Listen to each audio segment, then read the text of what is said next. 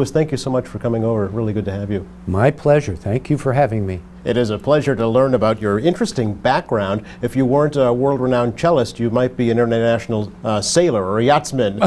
Talk to us about that. I wouldn't have gone that far. Yeah. Well, I became bitten by sailing out here, and I lived right here in Quincy, in Squantum, and I used to sail right out there in Quincy Bay. My first boat was a 16-foot Hobie Cat, and that's what actually got me kind of interested in the possibility of making instruments out of carbon fiber, because as you hit some high speeds, which a Hobie Cat can really reach, 20, 25, 26 miles an hour, you can hear a hum. The vortex of the water coming around the hulls gives off a hum.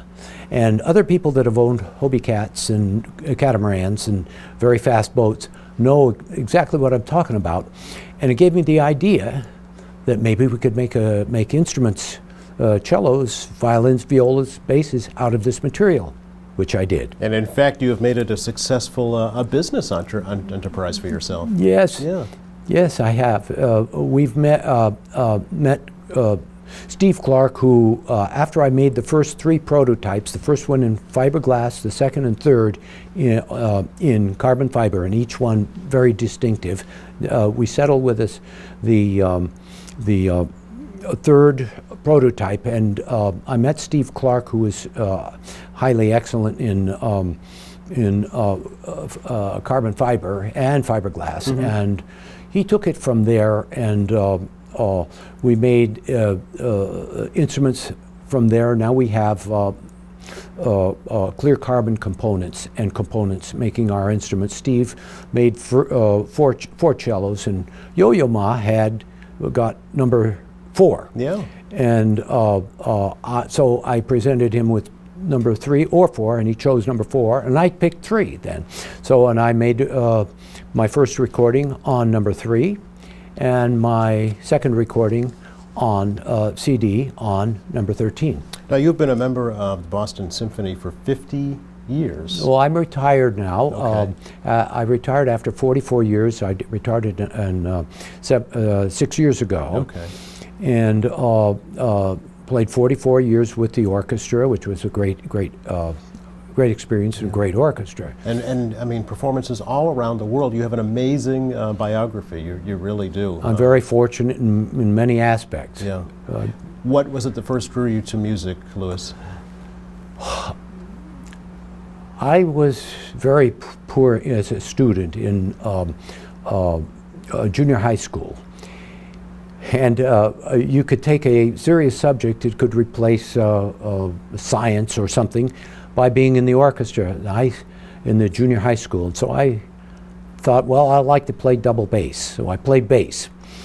And later, I couldn't even play a C major scale on the bass, but I told my mom, I'm going to quit junior high school next year, and I'm joining the LA Philharmonic. And how did that go over? I was a boy of 14 years old, Yeah. and she wisely said, wouldn't you rather play a solo instrument like violin or cello? And the money I had earned from newspaper route and shining shoes in my earlier days, I had saved up $100, and I said, sure, I'd rather play cello. She went down to Schirmer's and bought me a cello, and that was it. And from there, you really took off. You seem to have an innate ability, musical talent, obviously, to play this instrument. Well, maybe something like that. But talent, good playing begets work. Work begets good playing, and you don't do it with talent only. And I was very fortunate having a good teacher from early on, who unfortunately was. Met an early death, and I had several other great teachers after that in Los Angeles, and I was very fortunate. How did you end up here in Quincy, Luis? How did your transition to the East Coast occur? Well, I auditioned for the Boston Symphony, and that's when I came here. Okay. I would have been in the Metropolitan Opera Orchestra for a year and a half, and a couple of other orchestras besides that, and And so I ended up here. And when did that happen? I came here in '63. Okay. And that was my first year, and I think we moved to Quincy in about 1975. Okay. Yeah, I played all my life I did 15 solo tours of South America. I've done 3 in Europe. I've played in Beirut, Lebanon before their war. I played in Damascus and Aleppo before their war. I played in Ethiopia and South Africa. In fact, I was the first artist to ever play a concert for a mixed racial audience in the capital of South Africa in the early 70s. I was the first artist and first American artist, of course, and that was a historical event in Pretoria, the capital. Now, do you find that classical music kind of transcends ethnicity? Do Oh, folks- of course, Really? of course. One of our great tours was to China, and we were the first. The orchestra was the first Western orchestra to be in mainland China, and that was 78 or 79. I don't remember the date. I thought was one of the most important tours that the Boston Symphony ever did, and it was great. It was wonderful. What would you advise young cellists today looking to make a career out of music? Right now, it's unfortunately the music as a business, the orchestras are having terrible financial problems. A number of orchestras have absolutely collapsed, including the Minneapolis, which is now Minnesota Orchestra, hasn't played in a year and a half. I hope they get back. I hope they resurrect. And a number of great orchestras have taken significant cuts in salary, and they're meeting very, very difficult financial problems. City Center Opera in New York has gone bankrupt. A number of other orchestras of lesser name have gone bankrupt. It's a sad situation, and I don't know the answer to all these problems. Detroit, Atlanta have just been hit terribly hard. In fact, Philadelphia, which was one of the big 4 in the olden days, has taken a 15% cut. The Boston Symphony remains pretty solid, but these orchestras have taken a terrible, hard knock. Are you familiar with the Quincy Symphony Orchestra? Yes, I a little bit. I've been to a couple of concerts, in fact, of one of the cellists had one of my cellos, and she played there. She was very well known. Yes, I am familiar with it, and I hope it goes strong. And I'd love to play a solo with it someday. I bet you they would take you up on that. Okay.